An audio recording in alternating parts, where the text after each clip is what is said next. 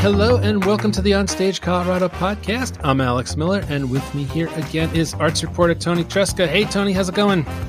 Good morning, Alex. I am riding high coming off of Miners Alley Performing Arts Center's production of A Jukebox for the Algonquin, and I said it right this week because I heard that title a lot yesterday, and it was such a good show. I was laughing. I wept like a frickin' baby. It's the full package of a show. It's for a new play. And it's coming out of Purple Rose, Jeff Daniels Theater Company. It is so immaculately put together, and it has that flow. Right. You're seeing that later this weekend, right?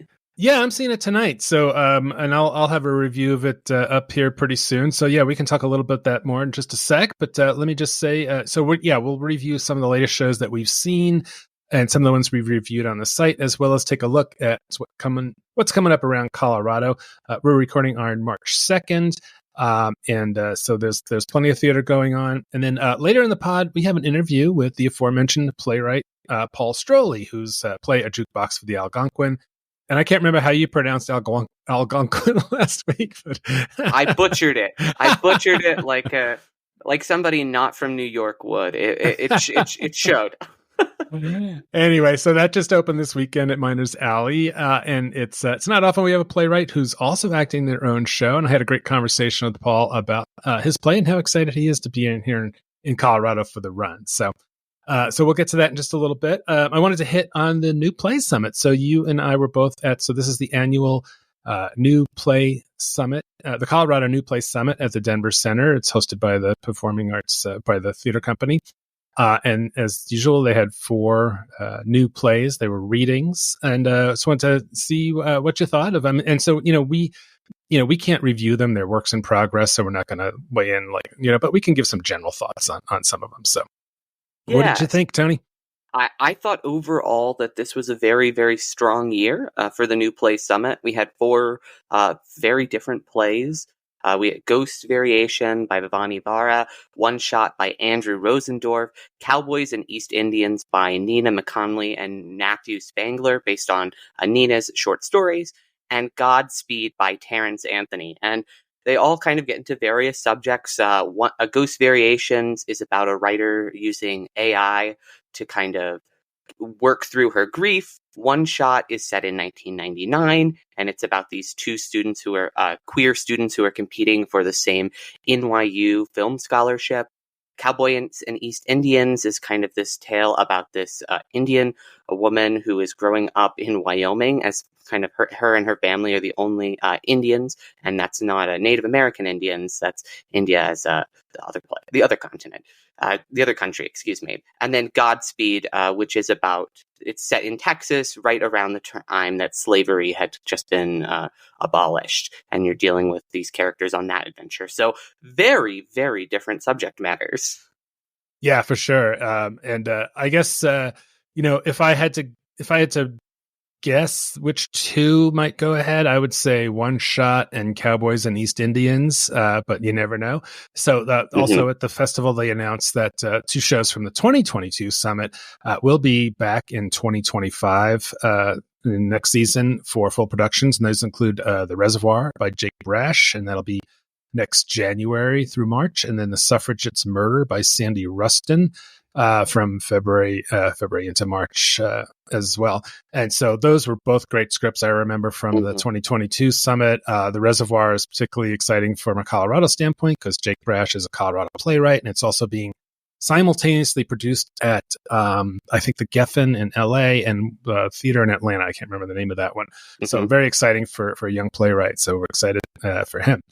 I mean, how incredible is it not only that your play is getting produced in one place, but that your first major big play like this is being produced simultaneously around the country? I mean, that's just a huge show of support for this play, and it really couldn't have happened to a better production. It was The Reservoir is just such it's a really moving piece about this guy's relationship with alcoholism that gets very dangerous, and kind of the interconnection between alcoholism as well as aging and what that effect that has on the mind. And it's a really sweet, really moving play.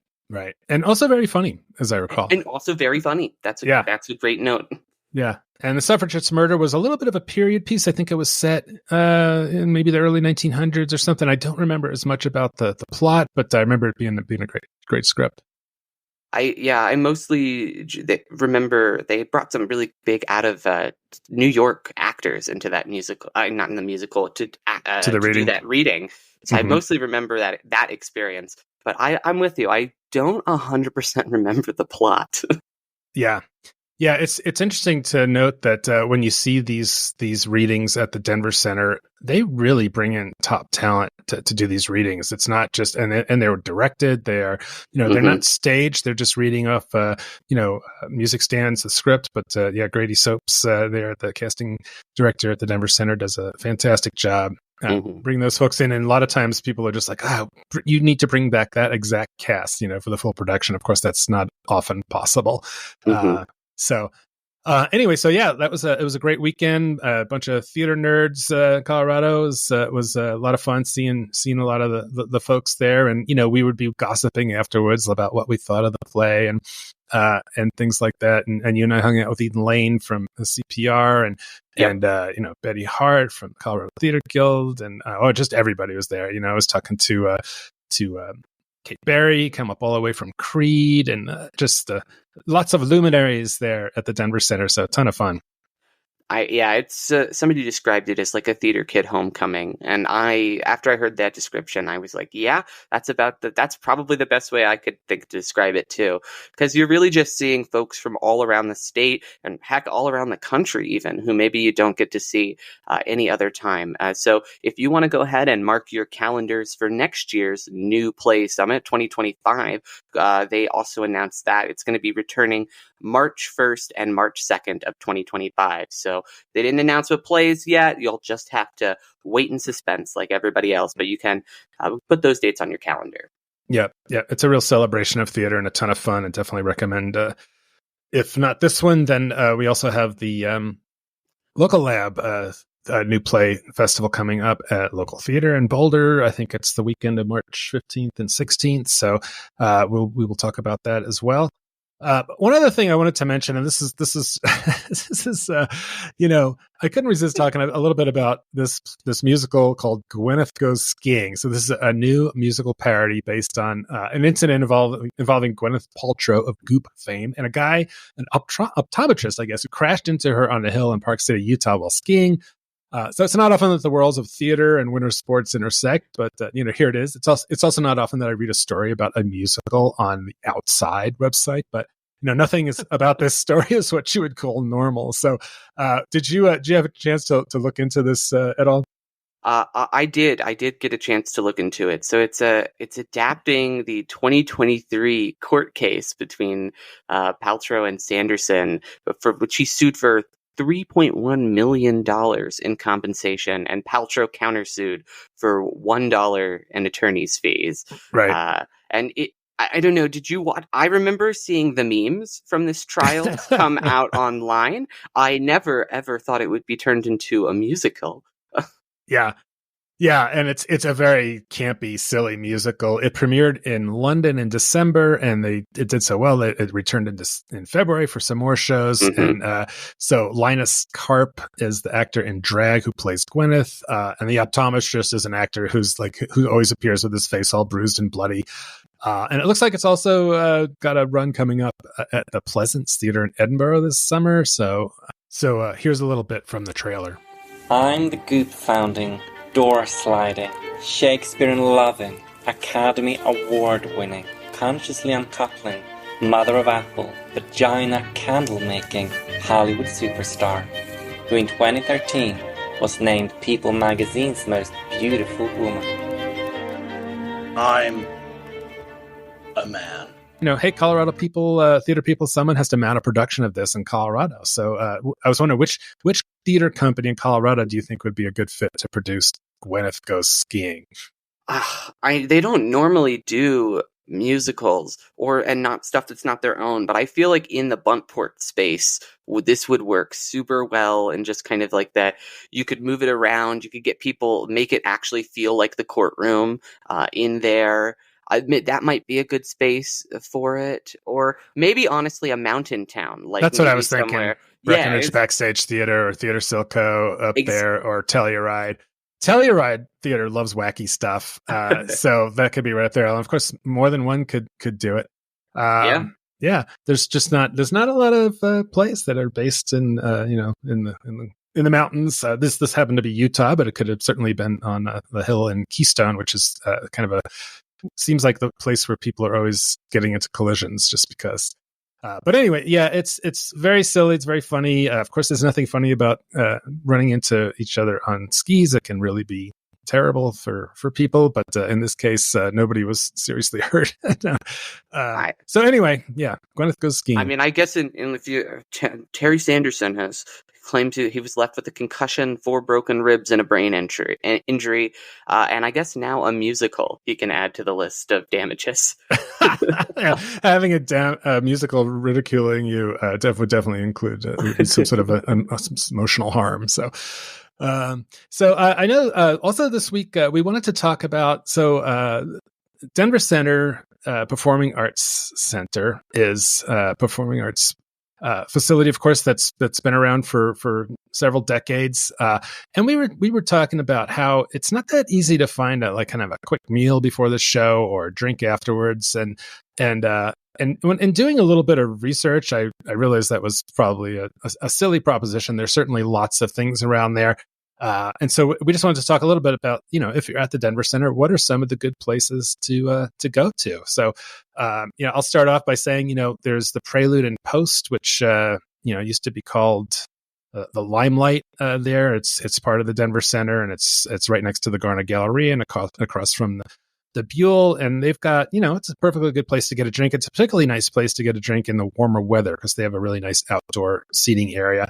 I think the menu for food is kind of, it's a little weird. It's like, it's a very, at least last time I looked, it's a very small menu. Like it doesn't have that many options on it and things like that. But, there's certainly some things to get to eat in there. And of course, the Garner Galleria, you don't have to be going to the show there. And it's only open when there's a show, but you can certainly go in there and get a drink as well. But it's basically the same stuff that's available at Prelude and Post. And they're, those are theater drinks. They're not cheap. If you wanted a double, I don't know, gin and tonic, it'll set you back like $18 or $20 or something like that. Mm-hmm. Yeah, but I guess that's what you're paying for when you're paying for convenience, because it really is right there. And the DCPA now has arrangements so where if you want to take your drink outside of Prelude and Post or the Garner Galleria to other parts of the complex, you can just throw a lid on that and you can walk around with it. So that's pretty cool. Yeah, and you can have the odd experience of drinking a beer or wine out of a plastic cup with a lid. So another one that's really close by is the Nickel, which is inside the Hotel Teatro, and you and I were in there for a drink not too long ago. That's right. Yeah, it's this really nice bar in there, just inside the hotel, just to the left. It's a lot of wood paneling in there. It's you got a nice view of the street, so you can do a lot of people watching and stuff and such there. They've got these a lot of different draft beers, and then a lot of barrels all around there that they are pouring their wine and their spirits and things out of. It's a little bit pricey, but not maybe quite as pricey as inside the complex itself. But yeah. Yep. Yeah. So not a bad option. Another one that's a short walk is Stout Street Social on Stout and 14th. And it's not too spendy. They've got entrees in the 20s and 30s. I think I saw one of the most reasonable things on there was fish and chips for $21. And of course they've got plenty of, drinks at the bar there. So, but maybe the least expensive restaurant within walking distance of the theater is Sam's No. 3 on Arapahoe and 15th. So it's just a 7-minute walk. And that's a place you can get it's a breakfast, lunch, dinner place. You can get everything from breakfast burritos to, and later in the day, they've got burgers from $9 or $10 or $20, hot dogs, salads, sandwiches, all that kind of stuff. Plus, you can get a beer in there as well. So, if you're not wanting to spend, drop $100 on dinner at some of these other places, that's not a bad option. And then, of course, over by, just a 5-minute walk over to Larimer Square has a bunch more options. So, yeah. Yeah, you had asked this question to our Facebook followers, just and to see what they kind of thought about where do they go when they're going to the Denver Center. And we got 2 comments, so I'll shout them out here from Clint Hine. Clint says, "Whenever I'm at the downtown venues, I drive over to Cap City instead of trying to find something within walking. Very theater people friendly over there, or over to Brothers." So a couple options. Similarly, I guess Clint is suggesting to maybe go outside of the complex a little bit, go over to Cap City area. And then Joanna Johnson suggests the bar at Four Seasons and or Red Square. So I'll have to check those out. Yeah, and I think you can also park at some of these places. And the reason, obviously you can go to any restaurant in Denver that you want and drive to the theater, but it's nice to be able to get there early, park your car, and then be able to walk somewhere and not have to fight the battle to get into the parking garage as you get closer to showtime. So I also noticed that the Denver Center has some restaurant partners that come with some deals. So a couple of those were 801 Fish at 999 17th Street. You show your ticket and you get a half dozen oysters and a bottle of Prosecco, plus valet parking up to 10:30. So it's just about 11-minute walk, just a block past the 16th Street Mall. But it's a pretty spendy place with entrees from $35 up to $95 for a lobster meal. So if you're feeling flush, you could check that out. Also, the corner office right across the street from the Denver Center on Curtis Street. This is their deal is you get a free martini with a dinner entree, which is like, well, if you don't like martinis, it's not much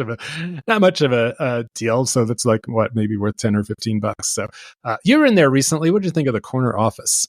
I want to clarify. I was in there not for their dinner or lunch or anything like that. I was actually over there for their brunch, and their brunch is a little bit more affordable than the rest of their menu options. And I actually thought it was very good. I had the chilaquiles over there before the new Play Summit, and the service there was also quite excellent. So if you're looking for a brunch spot, I would include the corner office there for sure. Yeah, it's not a bad option. We were taking our 2 granddaughters to a show at the Denver Center. I can't remember which one it was, a couple of years ago, and we just were running low on time, and we just had to get something for them before we went in. And we went in there and we ordered them both like macaroni and cheese. It was the most expensive plate of macaroni and cheese imaginable. But also, they neglected to tell us that these were huge bowls of macaroni and cheese, and we've got these 2 little girls, So then you're stuck with like having to deal with the leftovers and stuff. But anyway, yeah, it's not a bad place. Another one that's on the list of the Denver Center deal places is Bistro La Rue, which is about 5 blocks from DCPA and has a $45 pre-theater menu with 4 courses and a glass of wine. So that's not a bad deal. It's definitely not cheap, but it's it's less than this other one I was going to mention, STK Steakhouse, which is about a 10-minute walk. It's on Market Street. They give you free parking and 20% off your bill, so that's not too bad of a deal. But the entrees are in the in the 50s and 60s, and they're very expensive steaks. If you want to go in there, you can drop. I was looking at this. They have a Wagyu A5 filet, whatever that is $47. Wait for it, per ounce. So an 8-ounce steak would be $376. Even wow. Yeah, I can't imagine spending that much of money on a hunk of meat. That better be one good hunk of meat. So if you look on the Denver Center, denvercenter.org/ if you go to the plan your visit site, there's a link to some of the other deals that they have. So there's a few others on there in the area. So. And then if you wanted to do drinks after the show, of course, the aforementioned Prelude and Post, I believe they're open for a while after the show. But we went into Dazzle recently. I think we mentioned that. But that's a nice option, too. Yeah, it's officially opened in the Arts Complex as of August last year. It's had been bouncing around. This is, I believe, its 3rd location. But yeah, it's a really hip kind of venue. They're playing live music most evenings, and even if you don't have a ticket, you're always pretty much able to, as long as there's availability, kind of go up to the hostess and just say you'd like a seat over at the bar in the bar area. And that is definitely a good option. Another good option down there, I would also shout out Fortissimo's Dueling Piano Bar. Nice. That one, it's a bit more of a, I guess, obviously a piano bar feel. So there's always going to be like live entertainers in there kind of playing or going back and forth against each other. The last time I was in there was some kind of Broadway night where they were just singing a bunch of different hits from a musical theater legend, which definitely, that was very fun for me. I enjoyed that evening. That's great.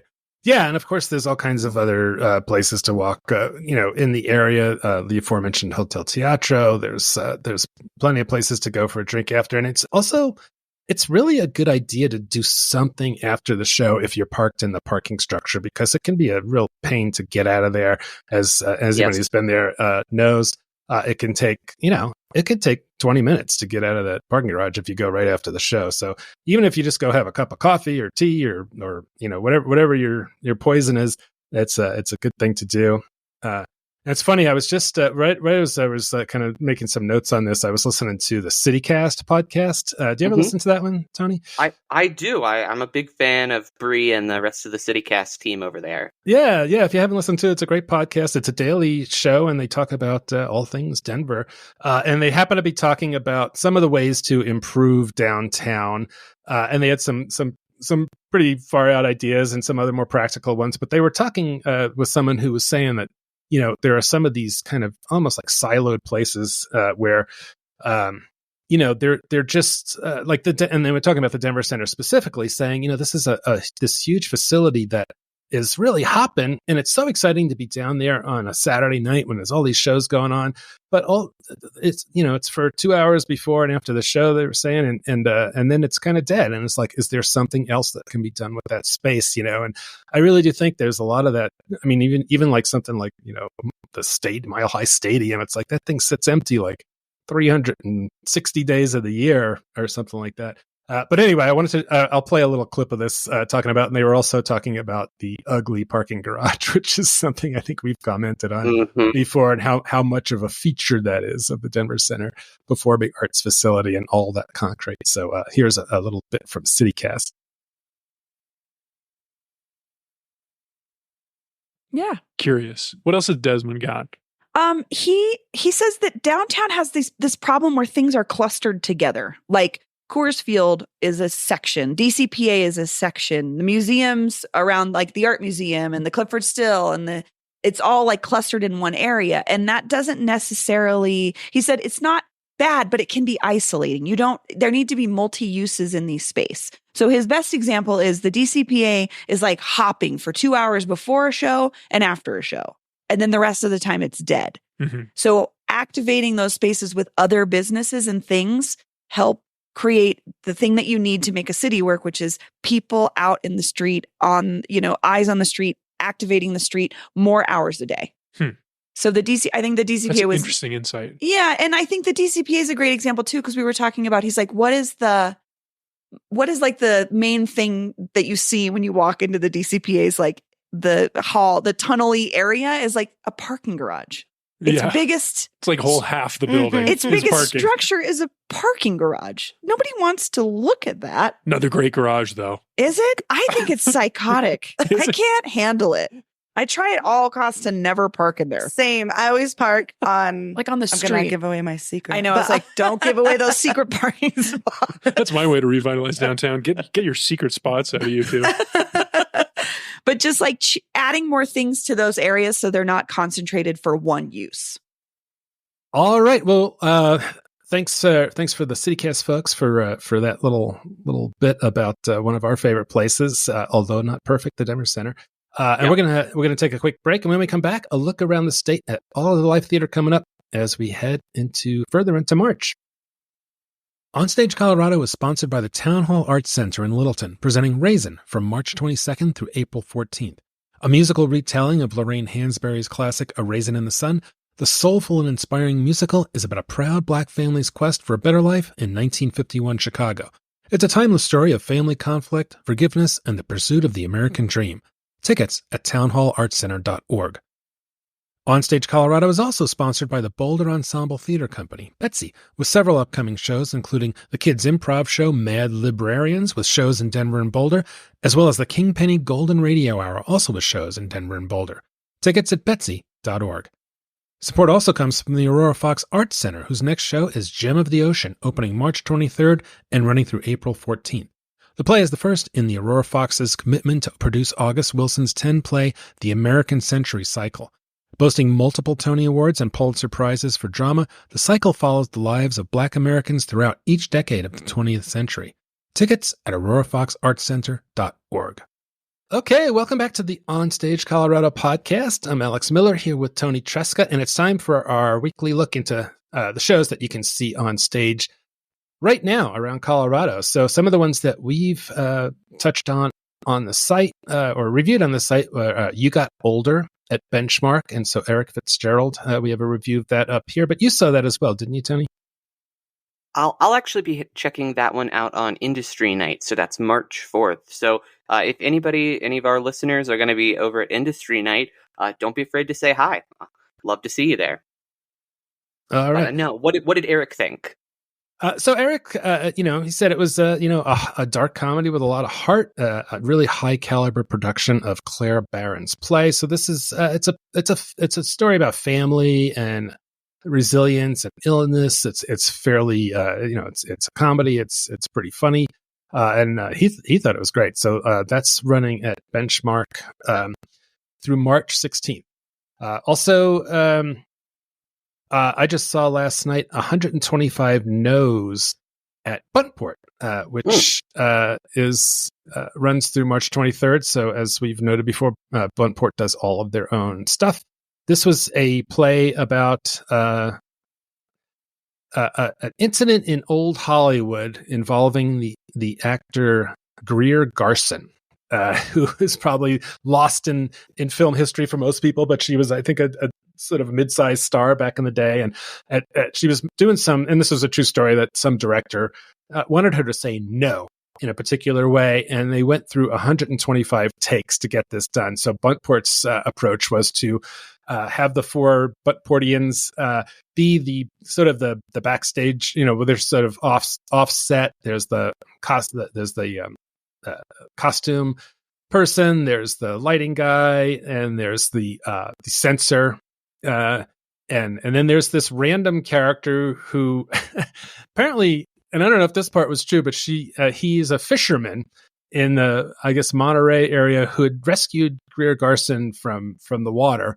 And they said, well, you can have a bit part in this film. So he's this is really funny random character who turns out to be much more than a fisherman. He's kind of a fisherman philosopher, and he's got all these opinions about everything from Sartre to all these other deep things. And so it's pretty funny. It's four people talking a lot. They have some interesting things where they've got things that drop from the ceiling. They've got each one of them has they do these asides where they kind of have an old timey mic drop from the ceiling where they will each do their own little bits. And so it's a very interesting show. It's I'm still kind of thinking about it.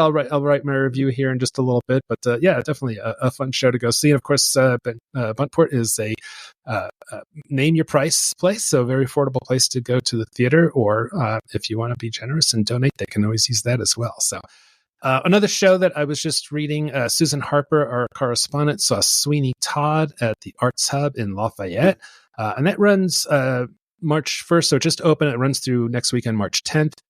She thought it was great. She really was complimentary of the ensemble, the actors, the all those performances.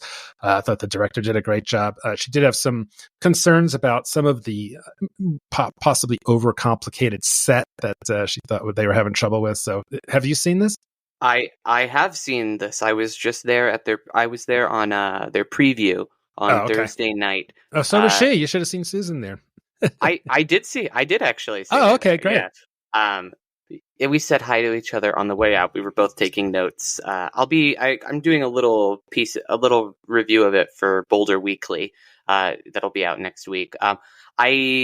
Spoiler alert, though, I got to agree with Susan. I was like, they definitely punch above their weights when in terms of vocal direction and the talent that they're able to get. But that two-story set was a little bit overly ambitious, I think. Yeah. It just really takes a lot of like physical human beings to actually move it, that you are in full view of the audience and do take significant time. So I see the idea. The execution was just a little bit muddy. Yeah. Well, I'm sure that was a good lesson for the set designer there as, as they figure out, because they're still building that adult program. But anyway, sounds like a lot of fun to see that. I've still never seen that particular musical. So one of these days I need to see it. I know you don't love Sondheim, but this is undoubtedly his most like commercial and I think approachable work. Yeah. Also over in that neck of the woods is Snake, which we talked about quite a bit last week. And so that runs through the 10th at the Theater Company of Lafayette at the Arapahoe Center. And Eric will have a review of that one. And you saw that too, didn't you? Be there tomorrow. Okay.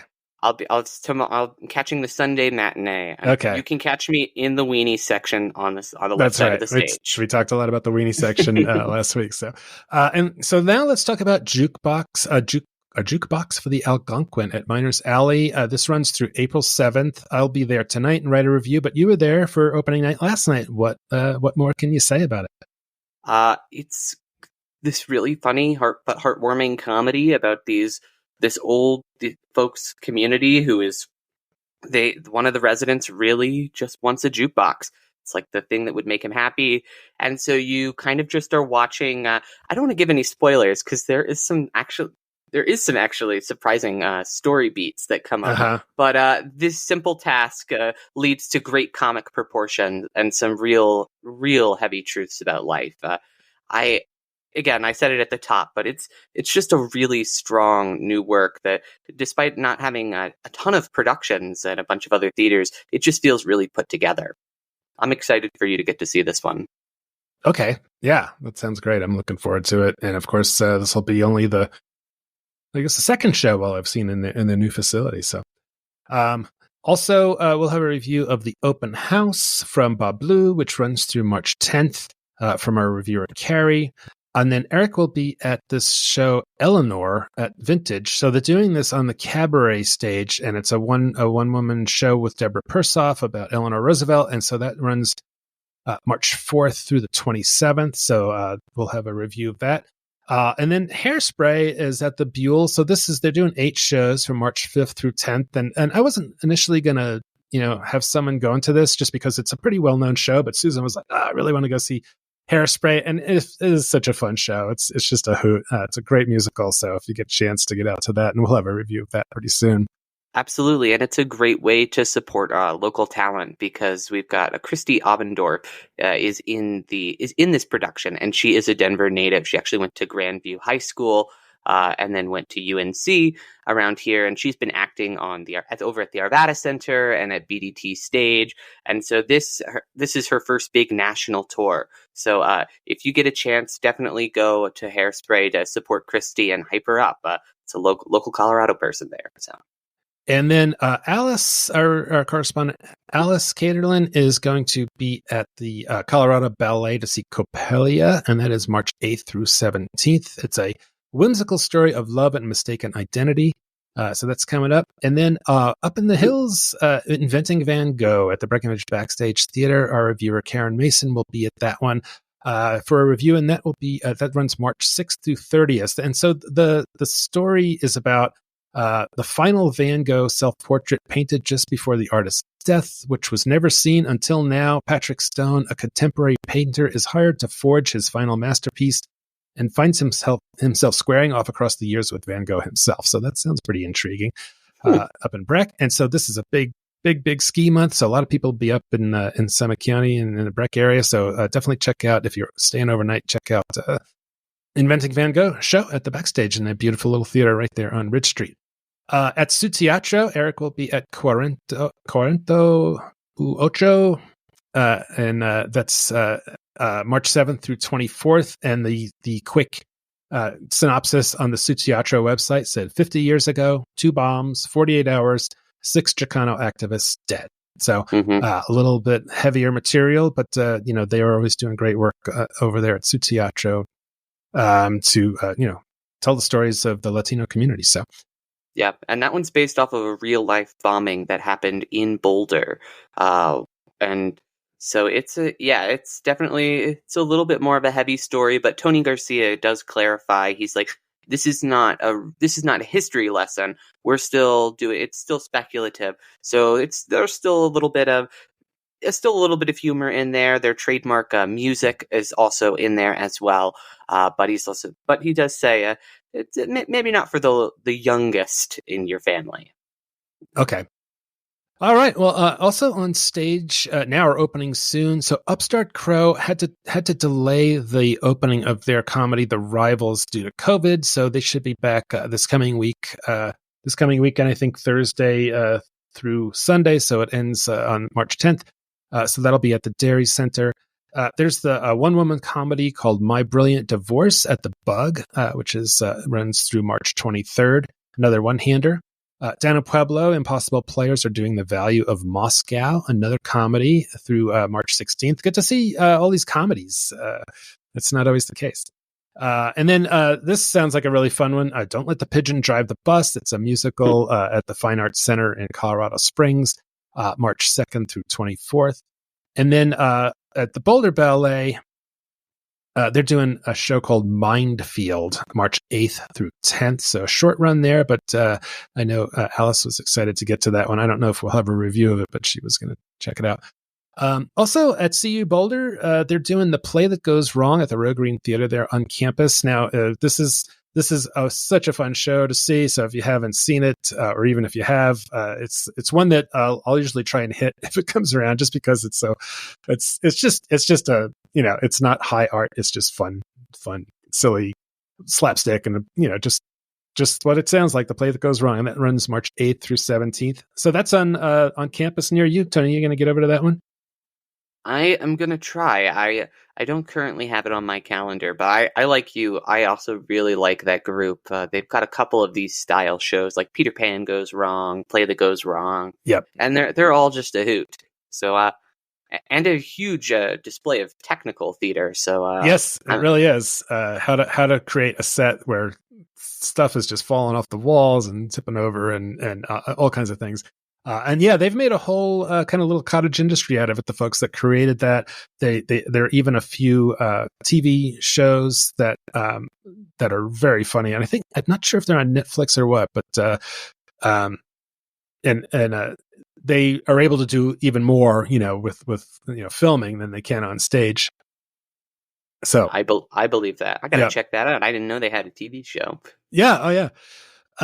Also up in the mountains at Theater Silco in Silverthorne, my old friend Bob Moore is doing a one-man singing the blues show. I saw he did a show there it was a year or two ago, and talk about somebody that can just command an audience with just a guitar and his voice and his and storytelling, and like he was just packing them in up there. So not necessarily theater, but Bob is a very a veteran actor of many years who brings a lot to his own little show. So, and by the way, we've been adding more music and concerts to our calendar, and some other events that aren't necessarily theater. Some of them they might be a lecture, or as I see them, I try and add them in. There's a bunch of stuff going on at like the Newman Center and at Lone Tree and places like that, where they're just doing cool programs that kind of, I don't know, in the Venn diagram of theater and performance and whatever, they're sort of in there somewhere. So just trying to expand our calendar a little bit. So check that out. Hey, just real quick, have you seen any films lately that you've been intrigued by? I have seen some good films lately. I've been recently picking up the film beat for Westward and writing some reviews over there, which has meant that I've gotten to see films again, because for a while I had just been seeing theater. Right. And this week I got to see Dune Part 2 a little bit early, and I cannot recommend it enough. Are you a big sci-fi fan, Alex? I wouldn't say big, but yeah, I definitely like sci-fi, and I did see the first Dune film. Listen. I wasn't a huge fan of Dune Part 1. It was a little exposition heavy for me, but I'm a Dune leaver now. I am totally converted to the sand planet. I'm snorting that spice right up. It's a great film.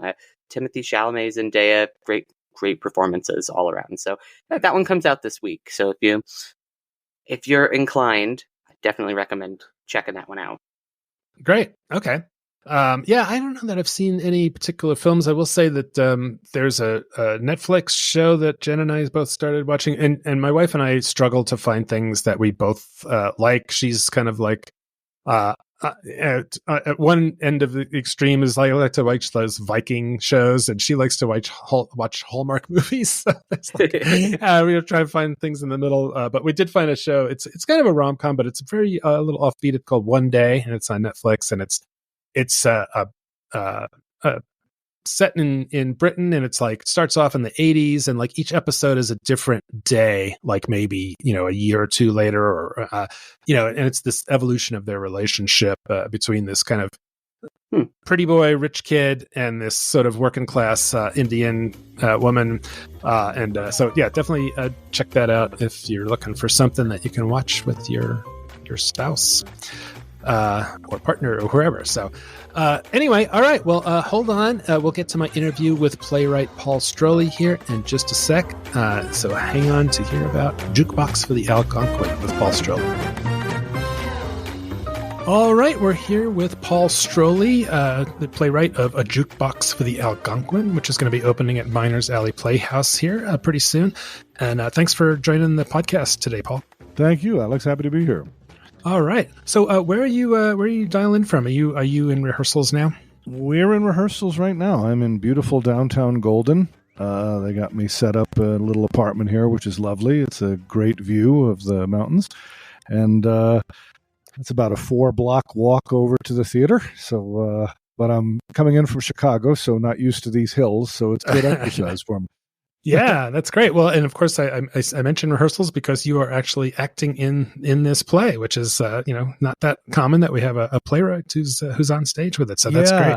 Yeah, no, it's a lot of fun. It's I wrote the I sort of wrote the play with the idea that one day I would eventually play Chuck, and then as I age up into the Chuck is not a resident of the Placid Pines Senior Center. He's a maintenance guy. But I wrote it, anticipating that as I age, there'll be other roles I can play as I age up into the other characters.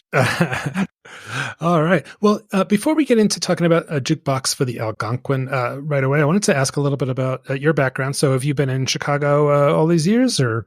Yeah, I'm from back east originally. I'm from Connecticut and went to college in upstate New York. And after we all graduated. We went to school for acting and directing, and after we graduated, we went to all different sort of locales. Some to L.A., some to New York, some to Chicago. I went to Chicago, met my lovely wife, and we were there she's from there, and then moved to L.A. for about 20 years, and then recently moved back to Chicago. And boy, the Midwest has just been really, really good to me. Had some great luck in L.A. while I was there, and even more in coming back to the Midwest. A lot of work in Michigan, actually, right now, which is the first place that Jukebox went up. I was lucky enough to become a resident artist at Jeff Daniels' theater, the Purple Rose in Chelsea, Michigan. Oh, wonderful. And that was the place where the world premiere of Jukebox took place. And when was that? That was last year, just last year. This is only the Miners Alley is only the third production of Jukebox. There was Purple Rose, and then another theater in Michigan, Farmington Players did it. And but there are a number of productions coming up. I think last check was about 7 more productions of Jukebox, but this is only the third and only the second professional production. Wow, that is so exciting. So, so what were you doing in LA all these years? Were you working in TV or film? I did TV and film. I did a number of TV shows and a couple of movies. And but the big thing was, while I was there, my most successful thing actually took me out of LA. I wrote a one-man show called Straight Up with a Twist, which sort of predates the whole metrosexual thing, trafficking in stereotypes, straight guy that people think is gay because he knows food or fashion. And, it's sort of become, it's sort of a played out punchline by now, but at this point it was fairly new. And I had great success with that. It was an autobiographical solo show. We planned to do, a couple of weekends in LA, and a couple of weekends became all over the US for 9 years, over 1,000 performances, and wow, ended up with a twice extended off-Broadway run of that. So that was a huge hit. We were very lucky with that, but it took me off the LA grid for big chunks, So, well, that's great that you have actually been working in the business since you graduated. I'm sure you waited a few tables along the way. Waited tables, tended bar, did all those different things. But I've been very lucky, very lucky getting a lot of work, and just sort of in the theatrical trenches now for coming up on 4 decades. So I've been very lucky, very lucky. All right. Well, let's talk about A Jukebox for the Algonquin. So this is a show about, just like I think it's an old folks home, and they need a new jukebox, and take it from here. Yeah. It's a bunch of people in a senior assisted living, senior center, over 55 community. It's like 3 communities that come together in this complex called Placid Pines in the play, and they are tired of staring at the fish tank in their rec room, and they decide to they want to get a classic Wurlitzer Model 1015 1940 jukebox, and the play is basically the rather extreme and unusual extent to which they go to secure the money to get this jukebox for their rec room. But I always like to stress to people that that's really the sort of the skeleton that we hang a much richer story on, and people are really embracing it. It's beyond anything I could have expected in terms of the response. It won an award for Best New Play, a Wilde Award, which is a theater award in Michigan where it premiered, and Wilde as in Oscar Wilde. And the first production, I mean, we couldn't have been. It sold out. There were people coming back 4, 5, 6, 7 times, bringing other people. So you really can't get a better compliment than that. And the team that Len and the people at Miners Alley have put together, it's just some really top-notch actors that are just really very, very skilled and very generous actors. That's important in a play like this because it's such an ensemble piece. There's not really one character that is their sole story. It's the story of a group of people, and we're very lucky to have the actors and the creative team that we have putting this thing together. Now, did you workshop this play quite a bit before it started at? I didn't, and I was very complimented by Jeff Daniels when he read the play. He and the rest of the creative team there, Lucas Daniels and Rhiannon Ragland, the artistic associates there, they decided it didn't need to be workshopped. So that was a great compliment to me because that's not usually the case. I think a lot of the time they workshop new work. The Purple Rose is kind of known for new work. Of their 32-year history, I think over 70% of their plays have been world premieres. So they really do embrace the new work concept, and a lot of plays they workshop, and they didn't workshop this one, and not that they workshop every one. And I think that might have been a few years ago that they were sort of in the mindset of workshopping everything. Recently, they haven't done it as much, but. It didn't workshop it with other people, but I certainly workshopped it privately, little, stage readings here and there. And, by the time the world premiere happened, I think I was up to about the 20th draft. Right. So I do a lot of picking apart, Uh-huh. And were you in the cast in that first? No, I wasn't. I wanted to be full playwright, for that, I didn't even inquire about that. I just wanted to be in the room as a playwright. And they were very kind. They were like, you can, we certainly don't require having you here for every rehearsal, but you can attend as many as you'd like to. And Susie Regan, who was the director of it, was just wonderful in terms of, the collaborating that we did during the rehearsal process. I'd make suggestions, we'd change lines, we'd modify things. And it was just a really joyous experience, as is working with my old pal Len here. He's the best kind of director. It's the director that is very collaborative and creates a lovely energy in the room, but at the same time, you know who's steering the ship, and that's very important. He's a distinct vision, but yet he listens, he lets us play, and tries different things, and that's the mark of a good director, and also a very confident director, as he should be. Yep, not his first rodeo by any means. Yeah. So when you're on stage as part of the cast, but you're also the playwright, do you sometimes have actors say, "Man, this line just doesn't work. Can you change it?" or stuff like that? Not so much. The actors here haven't really requested that. What you really have to come to terms with is, there's going to be paraphrasing. There's very few actors are really letter perfect, every single word, myself included.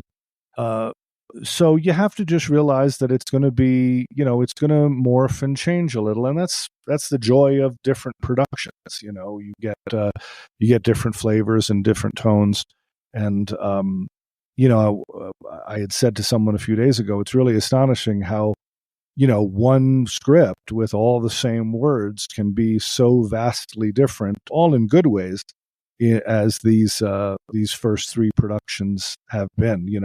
Some actors make different choices, some directors make different casting choices, but it's a new play. It's not my play anymore. That's the big thing you have to sort of hand over. It ain't my thing.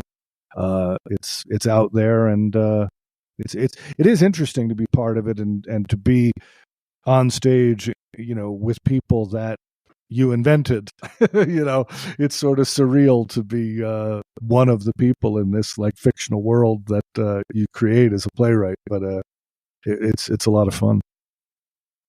That's great. Yeah. It's one of the wonderful things about theater is that the script is just kind of part of it. But to be, the creator of the script and also be an actor, it's got to be a lot of fun. So, yeah. Where did the inspiration to write this play come from? My brother and I worked when I was in high school, and my brother was just out of high school. We worked at a place in Purdy's, New York, called Salem Hills Health Related Facility, and he was sort of maintenance and I was housekeeping. He was changing light bulbs and I was mopping and scrubbing toilets. It's the summer job I had before college. And I thought it would be hell on wheels. I thought, oh, this is going to be, a bunch of old people and, I'm 17 years old and last place in the world I want to be. And these people just affected me so much. I just expected to be in a place with a bunch of old people, and I was just in a place with a bunch of people who happened to have lived longer. And right.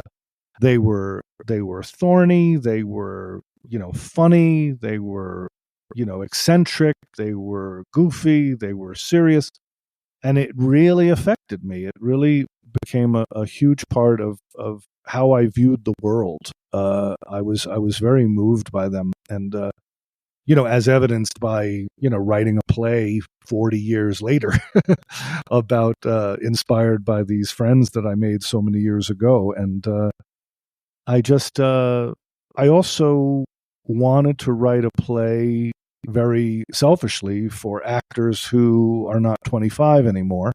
For actors that are older, there aren't a lot of great roles for older actors these days. And roles that do not hinge on some sort of deficiency of the character, some ailment or illness or or dementia or something like that, some problem that they have. I was very sort of insistent in writing this to myself that I wasn't going to go there. I wasn't going to go there about making it about what we all know is a hard fact of life, but not something that we that's something that I think has been explored theatrically enough. With maybe not enough, but I think it's time for. I didn't want to write that play, quite frankly. I wanted to write a play that was far more joyous and far more about living than dying.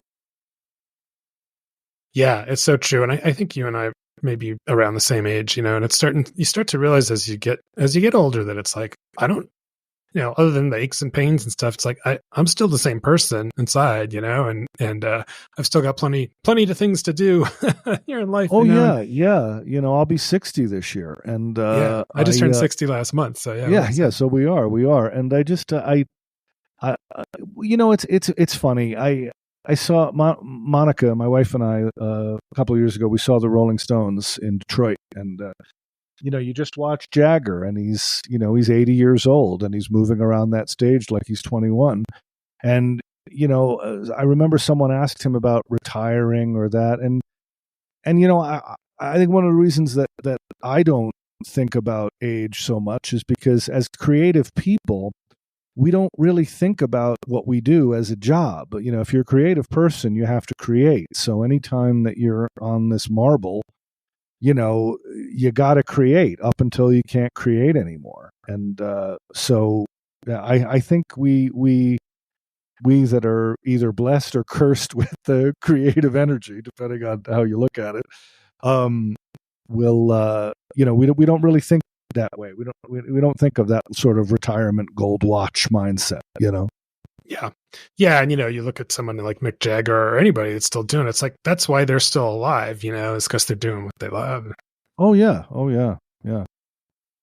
So and, and that said, at 60 I can't do what he can do at 80. So in terms of his agility, I know I will say that like all this talk about like in the presidential race about the candidates and their age, and I'm like, well, I'm 60 and I wouldn't want to do that job. It looks like a real hard pain in the ass. But I guess it depends on what the job is.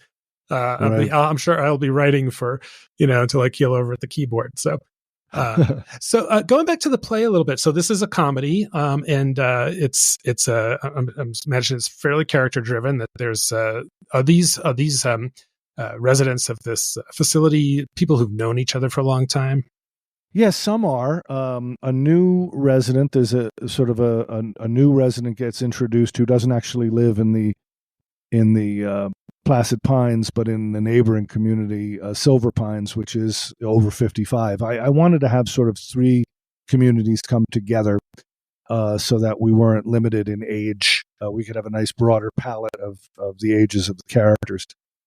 So we do sort of meet this character, Peg, who's just turning 60, and she's divorced, and she sort of finds this new family there and joins them in their quest to sort of secure this jukebox. It is decidedly a comedy, but there is a lot of there's a great deal of poignant elements in it. I think one of the wonderful discoveries that we've found in the previous productions is just people saying, might sound trite or cliche, but they say, you laugh and you cry moments apart. People were just like, I was sobbing 1 minute and I was doubled over choking on my own laughter the next minute. And I'm really happy that it's affecting people in such a strong way. Right. And if it's not a spoiler, do they in fact get their jukebox, or is that well? Something you gotta find out? That would be a spoiler. So I have to sort of hold off on that. It's a whole journey they undergo. Is this our classic jukeboxes something you know about in particular, or just? I just always loved the classic Wurlitzer. I love and it's the one, the jukebox model 1015 is the classic one that you imagine when you think textbook jukebox. The curved top, right. The dome, the light, the bubbler around the exterior, and I just love the concept of a jukebox, and then this particular play. The idea of just playing one song, I'm like, we are both of the age of thinking in terms of album sides and, Right. flipping, playing the B side of a record. Those little plastic things that you put in the inside of the 45 to get it to go on the spindle. All that stuff.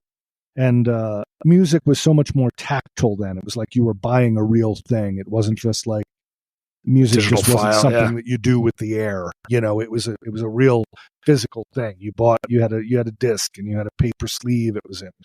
And in this particular case, they're getting the jukebox to sort of swap out the fish tank that they have in their rec room. And my concept of the whole thing was, they're staring at this fish tank, which is really sort of a mirror to their lives. The stasis, Right. The not being able to really go anywhere, the same surrounding, and that the jukebox is sort of a time machine for them that takes them different places.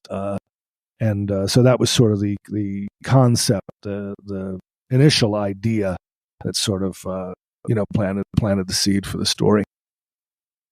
I wonder if you did want to buy one of those ones. I mean, what are they like? Are they $100,000 or? Oh no, they're. more? I mean, you can find restored ones for 10, 20, 30,000, depending on how much you want to pay. You can find, fixer uppers, but it's impossible to find. I mean, it's not impossible to find parts, but it's also one of the most replicated styles. So there, you can get one that is practically new in the look. The problem is that they usually just have buttons and they just play CDs. They don't have, they don't actually have the arm that lifts the record up. And that's one of the lines that people that people really respond to in the show is one of the characters says, you put that coin in the jukebox and you hear that rickety arm picking up that record. And it's like that clicking you hear when you go up the first slope on the roller coaster. Something good is going to happen. Yeah. And then the other character says, I know what you mean. He says, it's like in a steakhouse when they bring you the good knife right before the porterhouse gets there. Mm-hmm. So it's all about that anticipation of something good coming along. And I think that's a joy of a jukebox. Right. And so the folks in this facility are former, or they used to live in New York and like Brooklyn and Bronx. How important is that to the story? It's important. It's important tonally just for the rhythms. Like they don't, the actors are not affecting like New York accents or anything like that. I just wanted to set them in New York because, I grew up in Connecticut, but my mother's from the Bronx. And my mother has a certain way of talking, a certain speed, a certain diction. It's just the way she sort of keeps her energy up like this. I'm exaggerating it, of course, but there's a speed and sort of a frenetic quality about people from New York. And I knew that if we're going to set a play in a senior center and have this one room, it's basically all in one room in this place, that the energy has to come, the vocal has to provide a lot of the energy and the speed and the rhythm of the play. And Len Matteo has really been very kind and complimentary to me in this about comparing the script very much to a Neil Simon play. And Neil Simon is, he's the one, if you're writing comedy, he's the one you want to get compared to, because, it's almost like, his style of comedy is an art form that he created. It's a very quick, very, very snappy, very, very popular style of comedy. So to be compared to that is really a great compliment. And I hope that I can, I hope he's very generous of him, but I hope he's right that people sort of find that same level of enjoyment. Yeah, that's great. Yeah, and I'm glad to hear they're not trying to do accents though, because I'm from Long Island originally, and my family's from Brooklyn. Yeah. And a lot of times when I go to play them, they're trying to do New York accent. They almost kind of veer towards a Boston accent. It's like, no, the vowels are flatter. What are you doing? Oh yeah, no, I know. It just becomes this sort of like everyone sort of becomes a soprano. Yeah. And they're not, and I actually have it in the script. I have it on the first page of the script. It says, please do not, unless you are from this area originally, don't feel a need to affect New York accents, because it's, very, and it's funny, speaking of, as I said, it's such an American art form, this style of comedy. And I always tell people, if you really want to see like Neil Simon done poorly, go watch a Neil Simon play in London. Really, watch British actors. Not, there's some amazing British actors, and they obviously Royal Shakespeare Company. They sort of, a lot of them defined the art form of acting. But for some reason, I've yet to see him pull off Neil Simon as well as we can. Yeah. There's a really distinctive kind of feeling in your gut about what those New Yorkers sound like. There's a music to it. Yeah.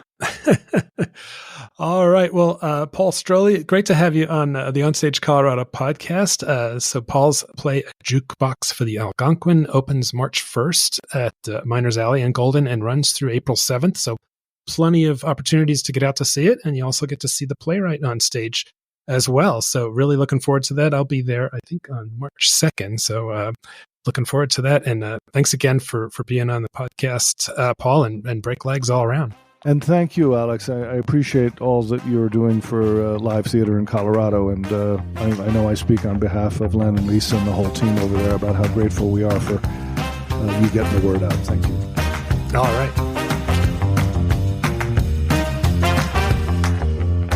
That's it for this week's episode. Thanks so much to Paul Stroili for coming on. It was a really fun to hear from, we don't always get to talk to playwrights, and very rarely get to talk to playwrights who are also actors in their play. So cool conversation there. So next week, we'll be back with an interview that you did, Toni, with Deborah Jordy, the executive director of the SCFD. And can you tell us a little bit about what's going on there?